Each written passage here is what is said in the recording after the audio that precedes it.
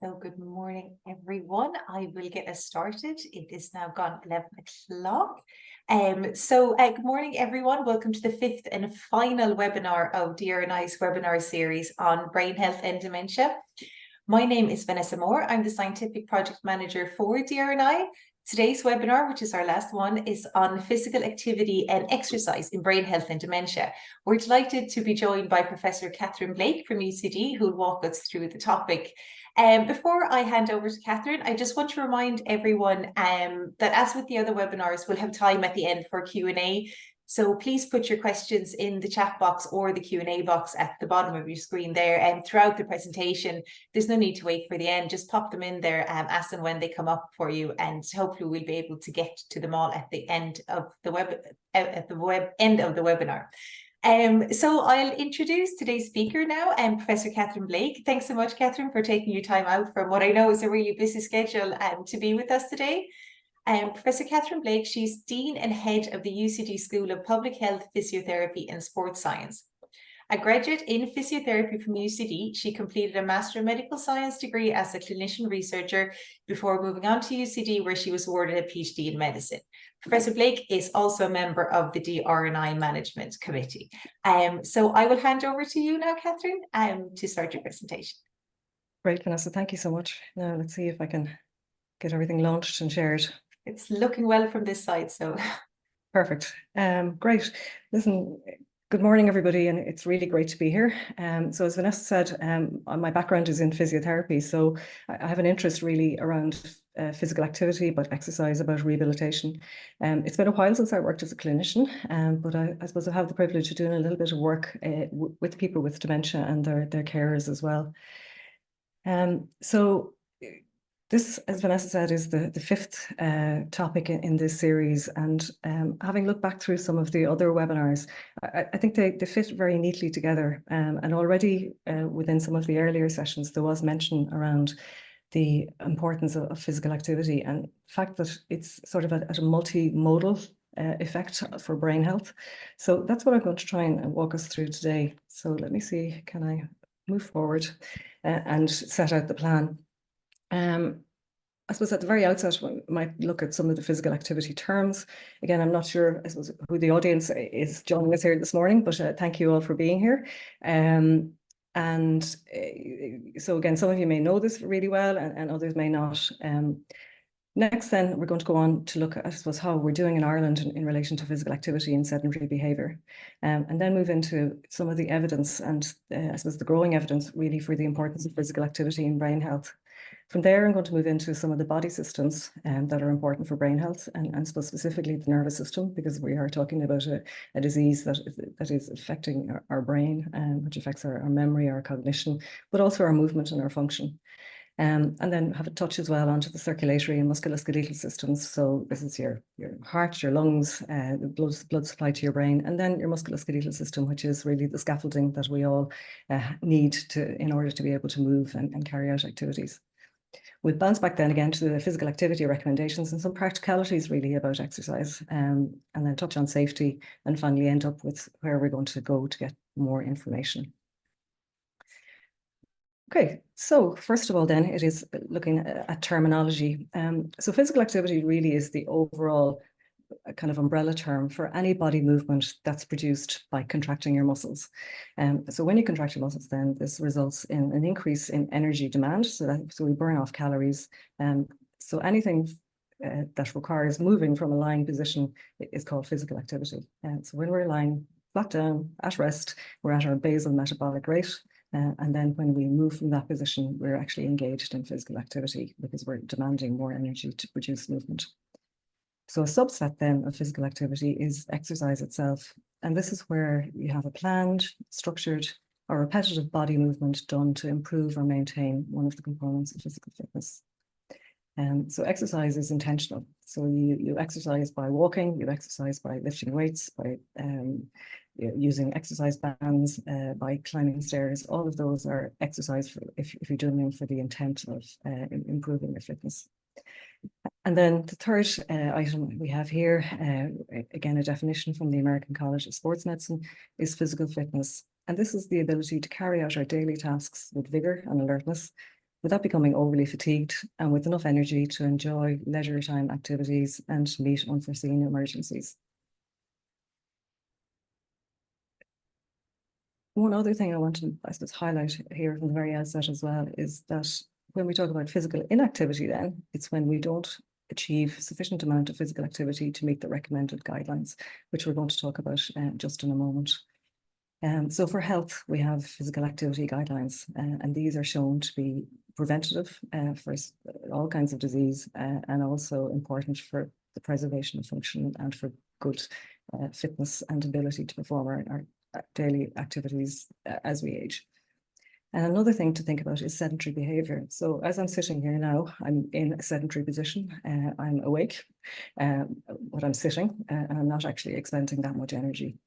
So sitting for too long, lying for too long, being inactive for too long as well, that's, again, a key health behavior that we need to try to minimize.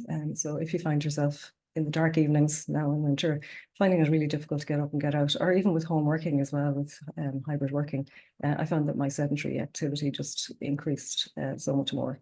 There were days where it was really hard to get out of the chair because you were sort of on Zoom and doing meetings.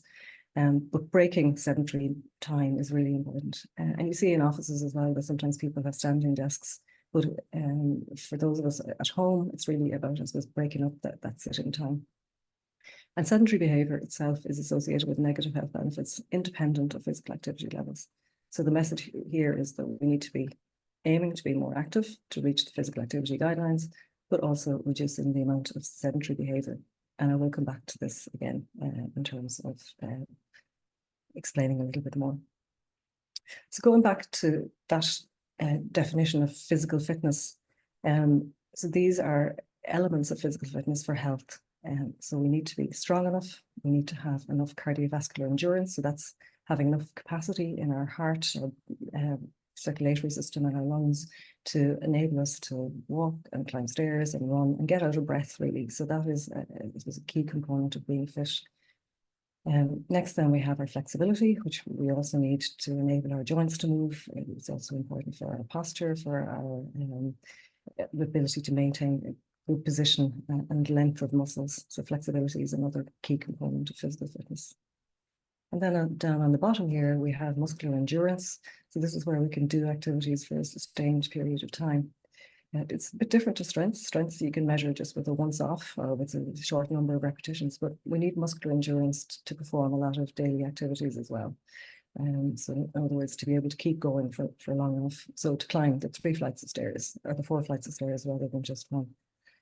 And finally, here we have body composition. So we know as well that maintaining a healthy weight or within a healthy weight range is also important for our fitness and for our health overall. So often when we undertake physical activity or we undertake exercise, it's a combination of these kinds of activities. We talk about aerobic exercise when it's challenging our cardiovascular system mostly. This is where we might get out of breath. So things like walking, jogging, they will be sort of moderate intensity aerobic activities to challenge our cardiovascular system. But we also need strength training. So this might be lifting weights, it might be sitting to standing out of your chair, even climbing stairs. That's going to be a strengthening exercise. And also activities like Pilates and yoga, they include strengthening in those types of activities as well as flexibility. So often when we go to an exercise class, it might be multimodal. So you might do something for your heart and your cardiovascular system, but you also might do some strengthening and you might do some flexibility as well. So when we think about exercise classes and even things like dancing, that's going to hit, I suppose, a lot of these elements of physical fitness. And then just to throw another few terms in at this, physical fitness, there are other components of it that are, I suppose, specifically important for skill. So if you're thinking about learning a new skill, or even as a child trying to learn how to hit a racket or lift up a hurl and hit a ball, you need to have balance, coordination, reaction time. You need to have agility, the ability to change direction, change movement rapidly, and also speed. And then power is the generation of force over a shorter period of time. So if we were trying to develop new skills, or even maintain skills, sometimes we would include these elements as well. And you'll find some of these components as well in multimodal and exercise activities. Okay, so that's enough of our kind of terminology. So then we're going to move on to look at, I suppose, how active are we in Ireland as a population, and I suppose more specifically the kind of middle-aged to older population. So maybe before looking at how we're achieving, we probably need to just touch briefly, I suppose, on what the guidelines are. So various agencies and scientific organizations have come out with recommendations based on best evidence, and these are adopted by Healthy Ireland, and you'll find this on the HSE website as well. So for adults, older adults, the target is to have 150 minutes of moderate exercise intensity per week, or 75 minutes of vigorous intensity per week.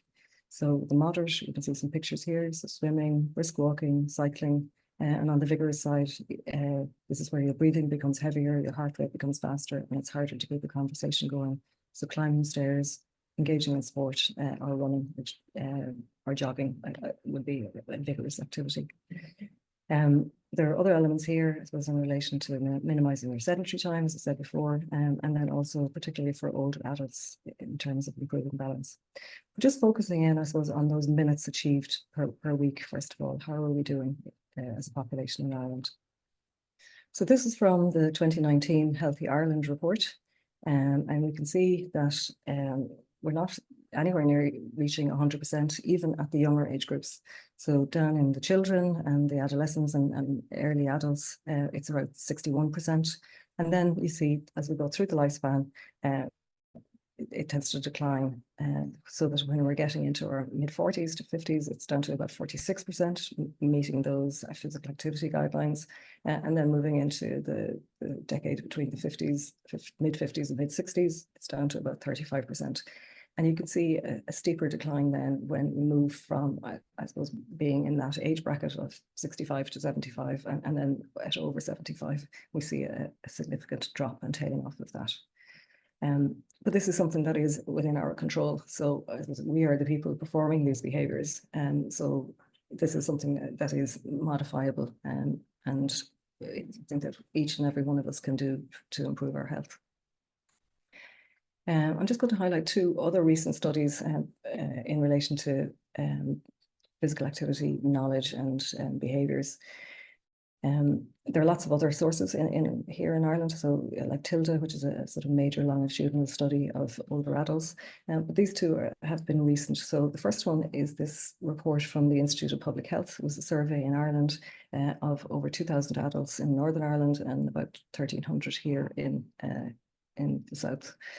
And it looked at behaviour and beliefs. So again, if you remember, we were down around sort of 35% of people in the 65 and over age group that were physically active each week. And we're seeing the same pattern here again. So 17% in the Republic of Ireland are inactive. In other words, people are not taking any physical activity on any day of the week. And 38% are meeting activity guidelines on 5 days of the week. So again, we're looking at sort of less than 40%. And then moving over to the right graph here, this was a question which asked people about their knowledge about benefits of physical activity, both in Northern Ireland and in the Republic of Ireland. And we see that in terms of knowledge about improving brain function, it's not as high. So the general public out there is not as well versed in the benefits of exercise for improving brain function. So it's down around 61% here in Ireland. And then the second study, which I seem to have put into a different place, so I'll come back to it, no doubt. It was again another Irish study, so I'll come back to that in a moment. So moving on now to look at, I suppose, what is the evidence for the importance of physical activity for brain health? So this is a study that I know was demonstrated previously in one of the earlier webinars. And it is from the Lancet Commission on the Intervention, Care, and it's a 22,000 report in relation to dementia. And from evidence synthesis, the report identified that approximately 40% of dementia is attributable to 12 potentially preventable risk factors. Now, some of these are in early life, and for those of us in the middle years and moving on to the older years, they're gone. But there are still things in kind of middle and the latter stages as we move into kind of older age that are modifiable. So these 12 preventable risk factors, they include less education, hearing loss. So again, there's good evidence coming that hearing loss and kind of the isolation that comes with that is a risk factor for dementia. Hypertension or high blood pressure. Also obesity, so being overweight causes, I suppose, a sort of an inflammatory response in the body, and also has implications then for cardiovascular disease and cerebrovascular disease. Smoking, we all know, is detrimental to our health and detrimental to our brain health. But then also depression, social isolation, and we have physical activity coming in as well, I suppose in later life, along with diabetes, air pollution, and traumatic brain injury at any stage through life. So the evidence is convincing there that physical inactivity is a modifiable risk factor for development of dementia, and also a useful tool for intervention in the management of people who have susceptibility and people with mild cognitive impairment, and also in, I suppose, the preservation of function for people who have a dementia diagnosis. So one of the other studies that was conducted in Norway, which identified this very clearly, was a really large study where they had 29,000 participants, almost aged 30 to 60 years, who were followed up from 1995 into 2011. And what the investigators here looked at was the association between midlife vigorous and moderate physical activity with incident dementia, as in new cases of dementia over that period where they were followed up, but also the relationship with distress, so I suppose psychological distress or depression. And the results were that the moderate to vigorous physical activity was associated with a reduced dementia risk of almost 20% compared to those with no moderate or vigorous physical activity. So again, really convincing evidence from a very large observational study where people were followed up over time. But also here, it was noted that stress was associated with an increased dementia risk. So again, evidence for depression, social isolation, those factors being key risk factors for the development of dementia over time. And interestingly, there was an additive effect between having moderate or vigorous physical activity and distress on dementia risk. So an interaction there between, I suppose, being physically active, being probably socially engaged and in a better psychological state, and overall dementia risk. So as I said, that's an observational study, and it's those kind of studies, plus also interventions that would have been included in the Lancet guidelines that we saw in the previous slide. So now just referring to, again, a recent Irish study, and this was from Tim Duclos and colleagues, and Tim was involved in one of the earlier webinars as well. So this is looking at, I suppose, people's knowledge around risk factors for dementia and also barriers. So 551 people across Ireland, an average age of just under 60 years, were surveyed. And in this group, 38%, again, we're seeing that kind of number, again, less than 40% being physically active. And interestingly here too, we see that high blood pressure, hypertension, just under 40%, and low social interaction, again, highly prevalent with almost 55% reporting that. And one key thing I took from this was that people identified the barriers to physical activity, and that's something that we need to think about as well, in how to enable and motivate ourselves, and also how to get access to physical activity. So motivation being a key issue here in terms of being a barrier, but also cost, access to exercise facilities. And again, if you live in an urban area versus a rural area, I suppose safety on roads, that they're also key issues. Home and work commitments, people being busy and not having time to prioritize, and also individuals who have disability or any issues that causes them with difficulty to move and exercise.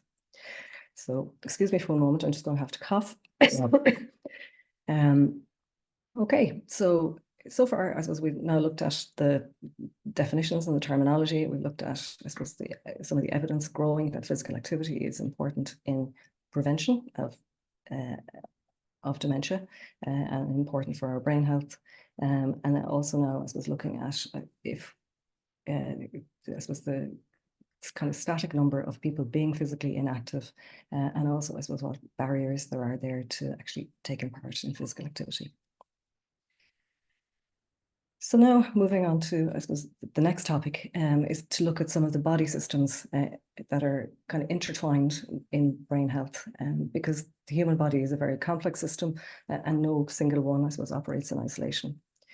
I just wanted to put up this graphic as well, just to kind of remind us, I suppose, about how our body evolves over time in so many different ways. So if we think back to the child, the newborn, who has very little control of voluntary movement, then you're moving into your toddler who's learning how to walk, learning how to develop all of these new and complex motor skills, moving into then your preschooler and your school child who is getting more stronger, taller, so their body is growing. They're also developing, I suppose, physical reserve, and cognitively and mentally they're learning new things all the time. So this, I suppose, area in life is a really rapid development of our brain, but also rapid development of our cardiovascular system, our musculoskeletal system, so our heart and lung reserve, and also our skeleton, our bones, and our muscles. And we know how important it is for children and adolescents to engage in physical activity and in exercise, and how we're seeing, I suppose, detrimental effects of more sedentary time, more technology, less sport in whole swathes, I suppose, of the younger population as well.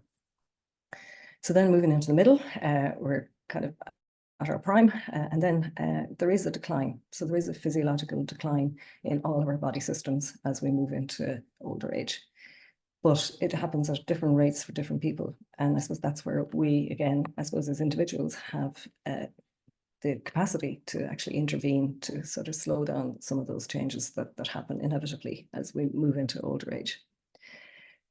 So even when we're thinking about that development through life, we're thinking about development of our nervous system, we're development about our skeletal system, development about our cardiovascular system. So in other words, about building our capacity, our peak and prime capacity. So if we move on then to think about what systems are there, and something that helps me sometimes is to use this kind of analogy of I suppose the body being like a car, that it is, I suppose, this integration of the electrics, the engine and fuel systems, and the kind of body integrity of your car as well. So if you have a vintage model, it still can be working really well. So the electrics for the car, that's like our nervous system, including our brain, and the engine and fuel systems in the car, our circulatory system, and then I suppose the actual integrity of the structure of the body of the car, the bodywork, the tires, all the pistons and things like that. They are our musculoskeletal system, so our muscles and our bones. So launching then into the nervous system, so here we're I suppose considering our brain, our spinal cord, and I suppose that whole network of nerves that is going all the way through our body, that we can't even imagine, I suppose, what's under the skin. But also our special senses like vision and hearing, and even, I suppose, within our ears, there's balance receptors. Within our muscles, there are, again, sensory receptors that tell us where our arm is in space. You know, I know that I'm up right now because I'm getting a lot of feedback and sensation from all different parts of my body. And we obviously have sensory touch and special senses, like taste, as well as the vision and the hearing. So the intact nervous system then allows us to have voluntary movement, which when we're learning something new, we sometimes have to concentrate on. But all, again, from when you're thinking about that development over the lifespan, that there's a massive development, I suppose, of voluntary movement that becomes automatic. So we don't even have to think about lifting a glass, or we don't have to think about getting out of a chair. That capacity to generate movement, it's become programmed, I suppose, within our brain and within our nervous system.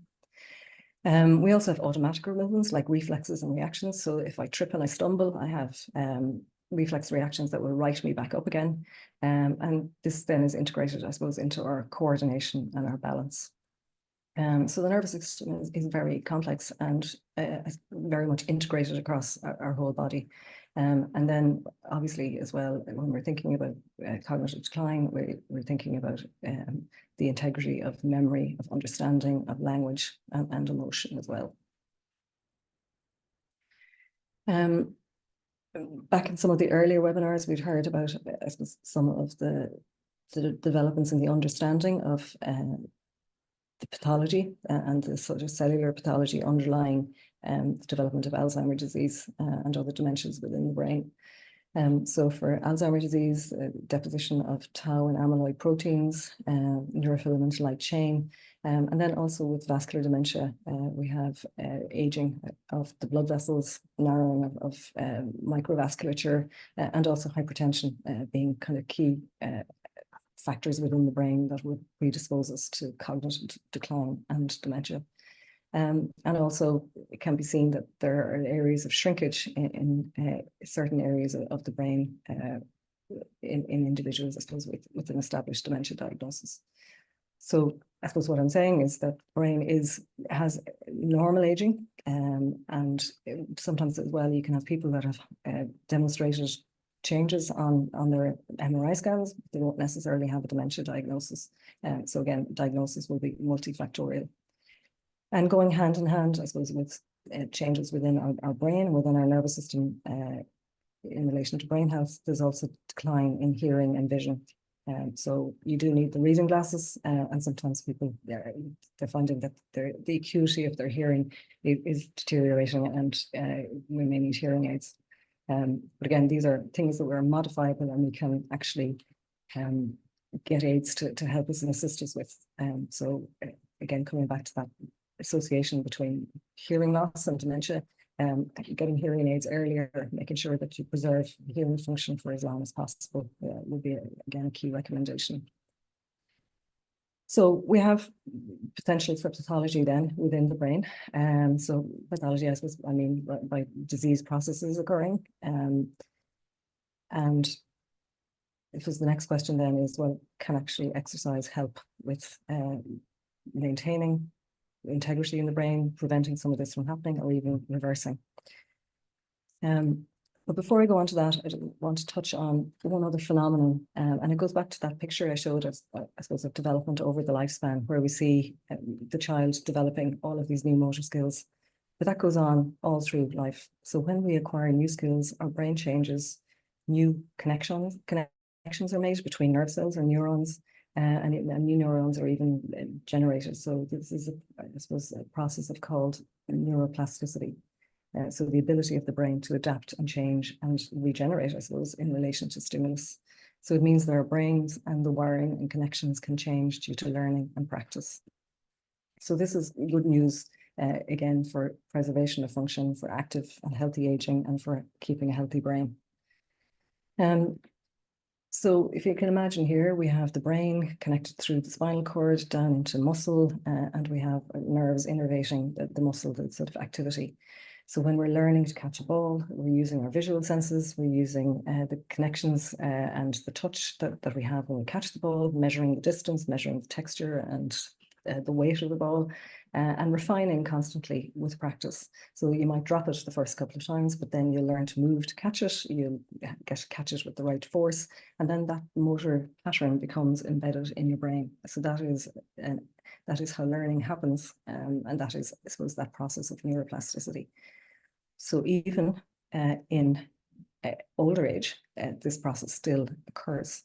So this phenomenon of neuroplasticity means that it is possible to learn new skills at any age through practice. And we do have to practice and hours of practice. So if you took up a new musical instrument, or if you take up a new sport, you have to practice that. And likewise, we need to practice walking, we need to practice sitting, standing, moving, in order to keep those programmed well within our brain. And there's good evidence from research where there's brain injury and from clinical practice where we can harness this ability of the brain to make new connections through movement, feedback, and practice. And on the flip side then, if we stop practicing, we tend to decondition and lose the skill. So it's important to keep practicing physical activities and things that we are able to do now as we age. And I suppose to reduce the temptation that if things start to become a little bit difficult, that we give them up, because with practice, you can still continue to do this.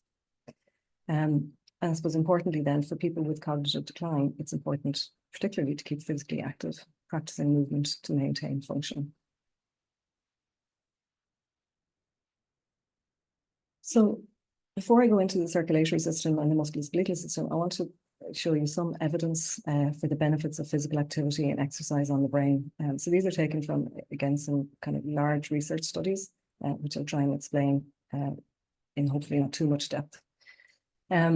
So the Chicago Communities Project, the Chicago Health and Aging Project, this is a report from it published in 2021.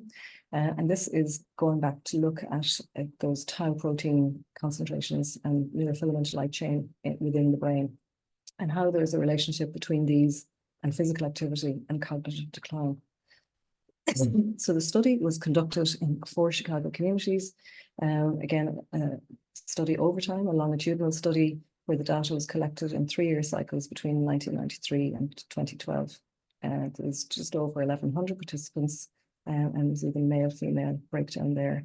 Average age of 77 years, and a measured total serum tau protein and also this neurofilament light chain. So these are 2 of the molecules, the protein molecules that are they have been found in the brain of people with diagnosed Alzheimer's disease. They also measure physical activity using a scoring scale to decide whether it was light, medium, or high. And you can see how these were defined here at the bottom. So medium activity, again, achieving that 150 minutes of physical activity a week, or high activity being achieving more than that. And also measured cognitive function with a number of tests. And the results were that for people with high tau concentrations, medium physical activity was associated with a 50% slower rate of cognitive decline. So again, evidence that there's a relationship and an interaction between physical activity and the protein deposition in the brain.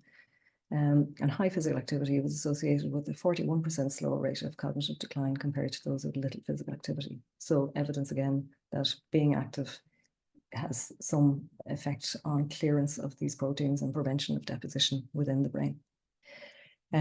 However, those with low tau concentrations, because they classify people into high and low tau, the medium of physical activity was associated with a slower rate of cognitive decline. So I suppose the bottom line message here is that engaging in high or medium levels of physical activity was associated with slower rates of cognitive decline in people with high levels of tau particularly, but also in those with low, and this was in effect by comparison for those with little physical activity. So positives for being moderately active in that range that is in our physical activity guidelines. Moving on then to neurofilament light concentrations, again, similar things seen here. Medium physical activity with associated with 43% slower rate of cognitive decline, and higher physical activity with 30% slower.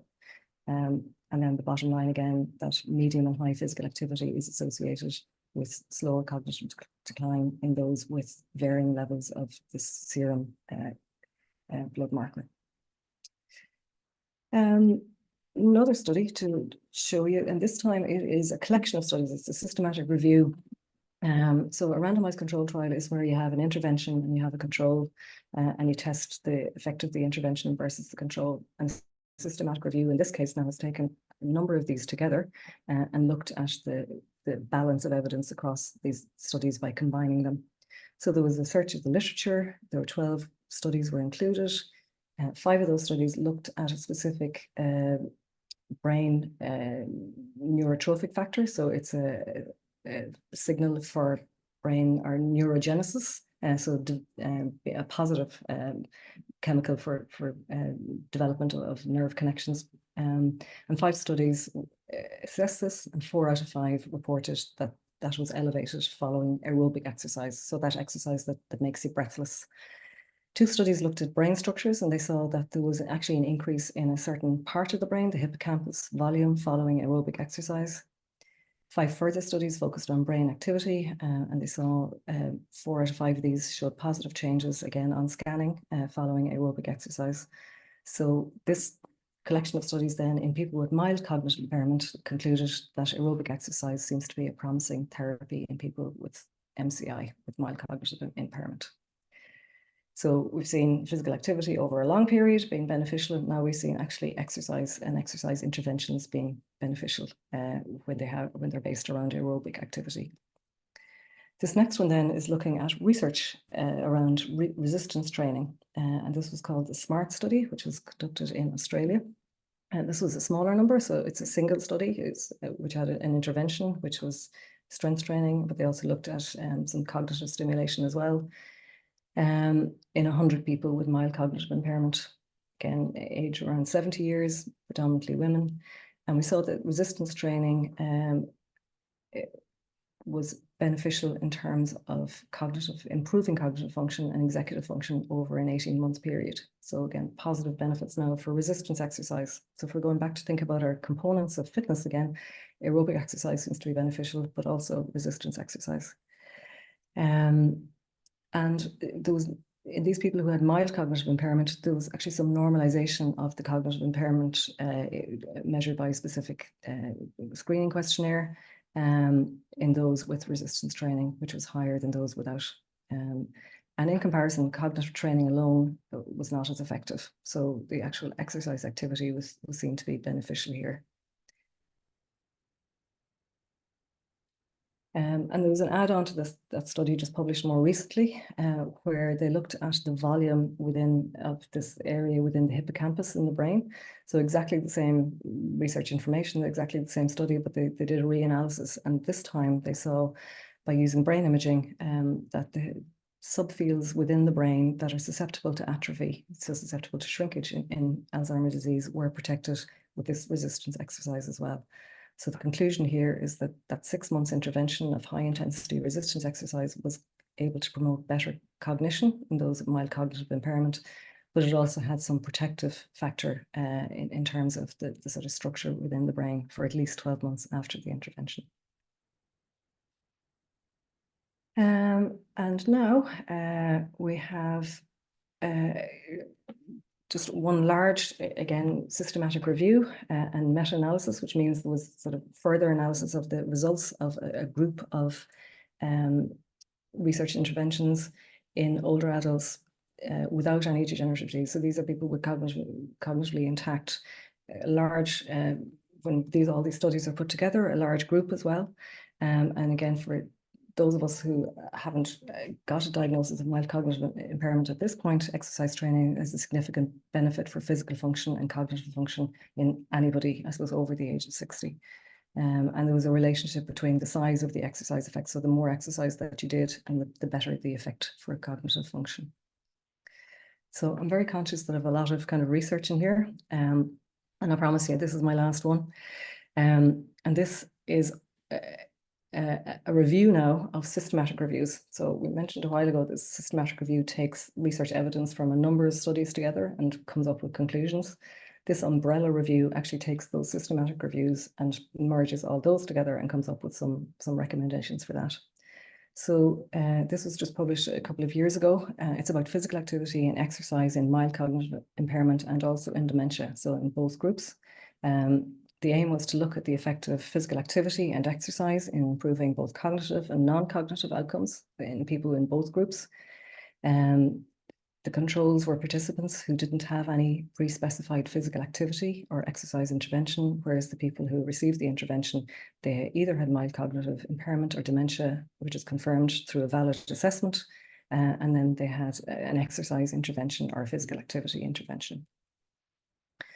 So the results here, I actually left some of the numbers in as well. And the number that we're looking at is this standardized mean difference. So the bigger it is, the better the effect. So in patients with mild cognitive impairment, mind-body intervention, where there was some element of concentration and planning and processing and task associated with the physical activity and the exercise, as well as physical activity interventions, had an effect on global cognition. So, you know, small enough effect, but a positive effect. Resistance training had a large effect on global cognition, but there were fewer studies, so we have to probably take that with a little bit more of a grain of salt. And overall, physical activity and exercise had beneficial effects on attention, executive function, and memory. And again, some of these effects are reasonably small, but again, they're very positive, and definitely clinically meaningful.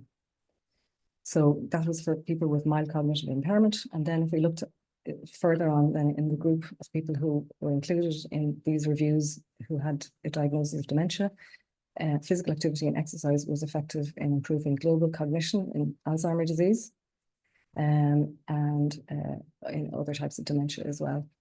So the conclusions and implications really here were that, supported by different levels of certainty and strength of evidence, but with this, I suppose, huge integration of a lot of research evidence out there, that physical activity and exercise has a positive effect on several cognitive and non-cognitive outcomes in people with mild cognitive impairment and dementia.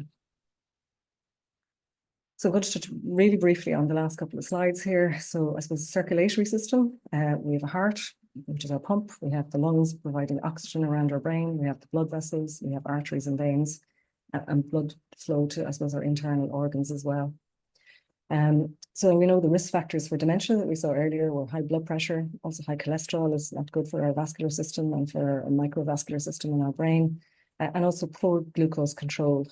So again, seeing that diabetes being one of those risk factors that is potentially modifiable. Poor cardiorespiratory fitness, so again, being very out of breath, being kind of deconditioned. All of these, I suppose, increase as well our risk of heart attack or stroke, and they're negative for our brain health. But the good news from research is that exercise has a positive benefit on these. So exercise, as I said, is kind of multimodal. We've looked in detail at some of the effects of exercise, I suppose, within the brain, but exercise has an indirect effect as well on the brain by improving our cardiovascular system. And then finally into our musculoskeletal system. So this is where, as I said earlier, we have this scaffolding for our function. It's important for our ability to move. We need strong bones, muscles, joints, and good mechanics. And we know as well that, I suppose, as we age and have injury or disease, sometimes we can have issues with joint stiffness and pain, arthritis, and also maybe muscle weakness. And as I'm going to touch later on as well, I suppose, on falls and fractures. One thing to mention, I suppose, about muscle is that it does shrink. So we have atrophy of muscle once you get past your 30s. So again, going back to that idea that you have your peak in kind of early adulthood. So here, just on this side on the slide, we have a picture of a 40-year-old, healthy, physically active, doing triathlons. Here we have a 74-year-old who is sedentary, who's not doing no activity, and then we have a 70-year-old who's actually very active as well. So the good news is that you can maintain more muscle mass by physical activity, and you can actually reverse as well, and you can train. So you can build muscle mass by doing resistance exercise. So here again, exercise is getting a big tick as being positive and having an indirect effect on our function. But one thing to mention as well is that in addition to exercise being important for muscle, for our strength, our endurance, our power, and our fitness, muscle is also one of the large organs in the body that is involved in glucose metabolism. So resistance to insulin in muscle is one of the things that we see in diabetes. So actually by training muscle, it has a beneficial effect on the control of glucose. So both aerobic exercise and muscle strengthening exercise are recommended in diabetes as well. And then just to touch on, I suppose, our bones. Here on the left-hand side, we have a graph also about, I suppose, peak bone mass being achieved in earlier years, and then as we go into later life, a decline in bone mass. So at risk here would be osteoporosis in both males and females, and the potential to have a fracture, so to break a bone if you have a fall. So again, I just want to, I suppose, highlight again the really positive effect of exercise on stimulating bone growth. Now, people do need medication as well if they have osteoporosis. But I suppose that combined effect and that important value that exercise has. So strengthening exercise and impact. So actually, hitting the ground hard, so jogging on the spot, being important for your bone. So things like cycling or swimming wouldn't be quite as good. You actually need to be having some impact to stimulate your bone to generate. And now I'm coming back full circle again to, I suppose, other considerations for physical activity and exercise, I suppose, as well as being beneficial for our nervous system, for our cardiovascular system, and for our musculoskeletal system, so for our bones and our muscles, is the fact that when this is all integrated together, this is where we get improvements in our balance, our reaction, our coordination, speed, and agility. So those other elements of physical fitness. And just to mention as well that often when we perform exercise or physical activities, we're not just exercising the body, we're exercising the mind to control the body as well. So dual task, where you're looking at control of movement or precision, they're also elements that can be integrated into physical activity and exercise programs. So moving on then to just, again, in my exercise promotion here, I want to highlight to you that exercise has additional benefits and physical activity have additional benefits for other systems within the body and other risk factors. So there is convincing evidence that exercise improves mood or depression. We know that group exercise is really important for social interaction, for having a bit of fun with it and enjoying yourself. Exercise really, again, important for weight control because it is the expenditure of energy compared to our intake of energy. And I know you heard a lot about that in one of the earlier webinars as well. Exercise is good for promotion of healthy sleep and making you physically tired so that you do sleep. And also it can give people a sense of routine and purpose. So particularly if you left work and you're in need kind of structure within your day, having something to go to is really important, and also important for your self-confidence and esteem. So circling back now to that Lancet Commission report on the 12 risk factors that are potentially modifiable, I would say that exercise ticks a lot of the boxes in minimizing some of the detrimental effects of some of these risk factors for brain health. Now, before I kind of start to wrap up and tell you again about, I suppose, the physical activity guidelines, just need to mention that we're all different. So not all of us are the Ferrari or the elite athlete. A lot of us, I suppose, are a more compact model or a more economical model. So we're all built with different genetic profiles. And we all have different reserve that we've built up over our time. But exercise is important for any one of us. And one interesting study that I came across as well in preparing for this was a genome-wide study where this is now a mapping of just a genetic database. And they had 24 Alzheimer's disease data sets, which they made a profile of statistically of what genes were actually switched on. And then they used this as a platform then for applying different hypothetical treatments on it. So they had groups of people then who had exercised and groups who didn't.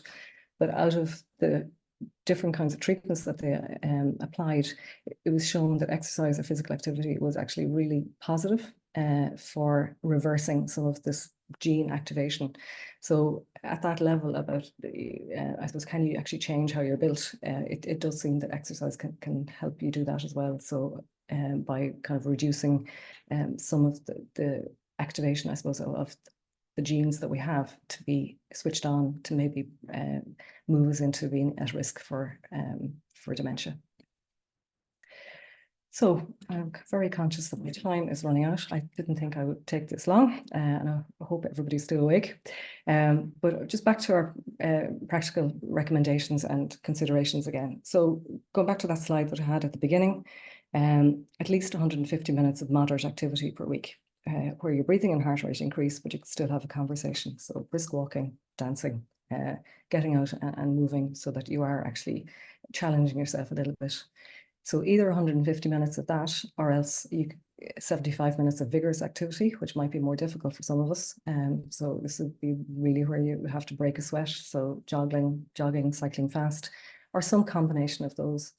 But I think for me, it's useful to kind of break this down. Well, how many times a week do I need to do it, and for how long? So to get 150 minutes of moderate activity in, you'd need to be doing 30 minutes, 5 days a week, in bouts of 10 minutes. So 10 minutes is probably a good slot to actually have some effect. So you don't have to do it at all of the same time. The other recommendations for adults and older adults is minimizing the sedentary time, as I said earlier on, and also improving balance. And right here in the middle as well is 2 days a week of performing some kind of strengthening activity. So we need to get up and challenge our cardiovascular system on the getting out of breath. We need to build strength, and I think as well improving balance to prevent falls. If you do more, that's great. And this is what this is showing here. So 150 up to 300 is even better, and more than 300 if you can will be fantastic. And that's a guideline from the World Health Organization. So I just wanted to put up this slide again about, I suppose, the elements of it. And these are the things that you might consider within your physical activity. So getting the heart moving, doing something about strength and endurance, doing something about balance as well as flexibility. One quick word about safety. So how do you begin? How do you know if it's safe to do it? This questionnaire here on the left-hand side is called the International Physical Activity Readiness Questionnaire, or the PARQ. And it has a checkbox of, I suppose, red flags where you might need to get some advice if you have a yes on any of these, so maybe to go and talk to your GP. So it's telling you here to consult with your general practitioner, your doctor. But if you don't have heart disease, if you don't have high blood pressure, chest pain, dizziness, unsteadiness, or have anything that's going to get aggravated by exercise, it is okay to start. And obviously, if you're walking already or participating in exercise already, then you can continue on and build from that. You can also get a referral to your physiotherapist for assessment in a program. There are supervised classes that can be useful as well for people who are at a higher risk. And I suppose in terms of safety, starting slow and having realistic goals. I want to have a brief mention, I suppose, about falls and home safety, because sometimes if people are unsteady and we're asking them to exercise, we just need to be really conscious that they're safe to do so. So some aspects of that in relation to falls would be making sure that your glasses or prescription is correct, that your hearing is has been checked, and if you need a hearing aid. Balance and reactions are important, but strength, but also footwear, and then the environment. So just have a couple of slides here to flag up about, I suppose, home safety. So thinking about the home entrance, about your footpath, about access in. Is your house cluttered? Can you walk around easily? If not, maybe declutter. Thinking about trips and hazards, so rugs, taping them down or removing them. Thinking about lighting, because then particularly at nighttime, so if you're getting up in the night, to make sure that there's sufficient light that you don't trip over something. Thinking about steps and stairs, safety in the kitchen, safety in the bathroom. So is there a need for a grab rail? Have you got a shower? And again, back to the bedroom, I suppose, the lighting at night, and not to mention the pets as well, who can trip you up. Motivation is one of my last things to mention here, because that is a real difficulty, I suppose, around getting yourself to do exercise, and that's for every one of us. There are some lucky people who are internally motivated to exercise and they really enjoy it, and then lots of the rest of us need something to encourage us. So exercising with somebody else, joining a class, doing what you enjoy, to pick something that you would enjoy. Set goals, maybe on a calendar or a schedule, and try and make it as part of your routine. I want to highlight, I suppose, XWELL. These are medically supervised exercise programs. Now, in the eastern region here in Dublin, we're lucky to have lots of them. And their website is there at the bottom, so that'll be somewhere to get additional advice. Also, more advice to go to your GP or your physio. Sport Ireland have developed sets of exercise videos for older adults, and these were done, I think, around the time of COVID. And we'll put some of these links up on the DRNI website after this as well. So Seal Blue being another group that are involved in nursing homes. And apologies, this is the HSE. There's also Age and Opportunity, local sports partnerships, and the local authority gyms. Again, good sources of information about exercise classes, active retirement groups, and also the GAA and other sports clubs. So I'm conscious I'm gone on a long time, but I suppose our take-home messages really are around reducing sitting time, building physical activity into your day, trying to make a commitment to exercise. If you're even thinking about exercising, that's good. You're getting there. Aiming to meet those guidelines, taking it at your own pace, and asking for help if you need it. So I suppose the final thing really is that exercise is medicine. If we had to buy it, we would be clamoring to buy it. It is in our own hands. And I suppose that idea that it needs to be regular and you need to have a certain dose would be important. And finally, just to circle right back to the beginning, that exercise is just part of the plan, part of the active and healthy life plan, I suppose, for brain health. And that's it done from me. Thank you all. Catherine, thank you so much. That was really, really interesting. I didn't know that much about exercise. I mean, I knew it was good, but I didn't know exactly the ins and outs. It was like really, really interesting to find out so much more. I'm very conscious of time, so we have a few questions. We might fly through them. Sure.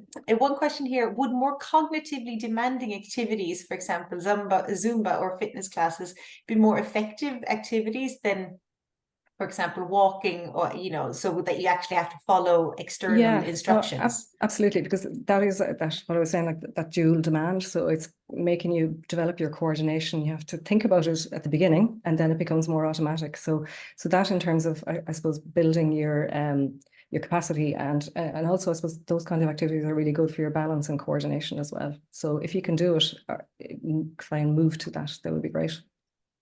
There's another one here as well. Can you describe the types of resistance training that helped with MCI? It was a huge study, so it was very varied. So, you know, some of it might have been moving weights, some of it might have been in the gym, but resistance training can even be simple things like climbing up and down the stairs 10 times, you know, so at your bottom step up and down. So you will strengthen.